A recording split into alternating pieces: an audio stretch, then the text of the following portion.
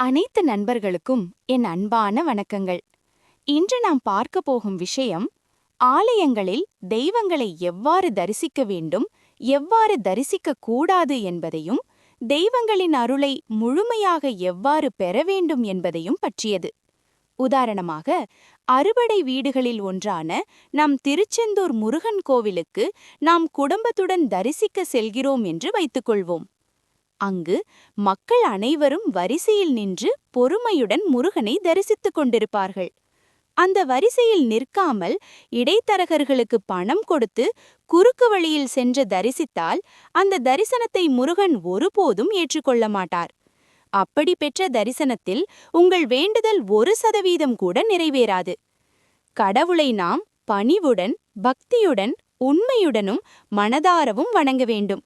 அவரிடம் பணத்திமிரையோ அதிகாரத்தையோ காட்டக்கூடாது. ஏனெனில் அனைத்தையும் கொடுப்பவர் அவனே. உடல்நிலை சரியில்லாத காரணத்தாலோ வயது முதிர்வு காரணமாகவோ நீண்ட நேரம் வரிசையில் நிற்க முடியவில்லை என்றால் அதற்கென கோயில் நிர்வாகம் வழங்கும் சிறப்பு தரிசன கட்டணத்தை முறையாக செலுத்தி ரசீது பெற்று தரிசிக்க வேண்டும். அந்த பணம் கோயில் திருப்பணிக்கும் அன்னதானத்திற்கும் தான் செல்கிறது.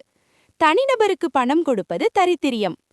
நினைவில் வைத்துக் கொள்ளுங்கள், ஆலயம் முழுவதும் இறைவன் நிறைந்திருக்கிறான். அதனால் அவசியம் கருவறை முன் மட்டுமே நின்றுதான் வேண்ட வேண்டும் என்பது இல்லை. ஆலயத்தில் ஏதாவது ஒரு இடத்தில் அமர்ந்து கொள்ளுங்கள். குறைந்தது 10 நிமிடம் யாரிடமும் பேசாமல் முழு மனதுடன் முருகனை நினைத்து வேண்டிக் கொள்ளுங்கள். முதல் 5 நிமிடம் வேறு எந்த சிந்தனையும் இல்லாமல் முருகனை மட்டுமே நினையுங்கள். அந்த நொடியில் முருகன் உங்களுக்குள் வந்துவிடுவார். பிறகு உங்கள் வேண்டுதலை அவரிடம் சொல்லுங்கள். அது நிச்சயம் நிறைவேறும். கடவுளை வேண்டுவதற்கு நேர கணக்கு இல்லை. உங்களால் எவ்வளவு நேரம் முடியுமோ அவ்வளவு நேரம் வேண்டுங்கள். மீண்டும் நினைவூட்டுகிறேன், குறுக்குவழி தரிசனத்திற்காக தனிநபருக்கு பணம் வழங்கினால் அது பாவ கணக்கில்தான் சேரும்.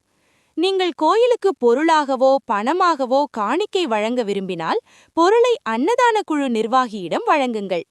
பணத்தை கோயில் நிர்வாகத்திடம் கொடுத்து முறையாக ரசீடு பெற்றுக்கொள்ளுங்கள். உங்கள் காணிக்கை யாருக்கும் தெரிய வேண்டாம் என்றால் அதை உண்டியலில் போட்டுவிடுங்கள். உங்களால் முடிந்தால் எத்தனை பேருக்கு முடியுமோ அத்தனை பேருக்கு அன்னதானம் வழங்குங்கள்.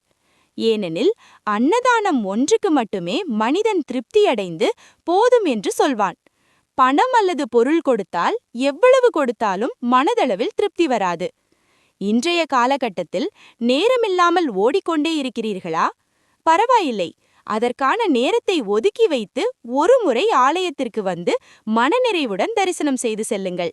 அது முடியவில்லையா, உங்களுக்கு அருகிலுள்ள ஆலயத்திற்கு சென்று மனதார முழு நம்பிக்கையுடன் வேண்டிக் கொள்ளுங்கள். இது சினிமா பார்க்கும் விஷயம் அல்ல.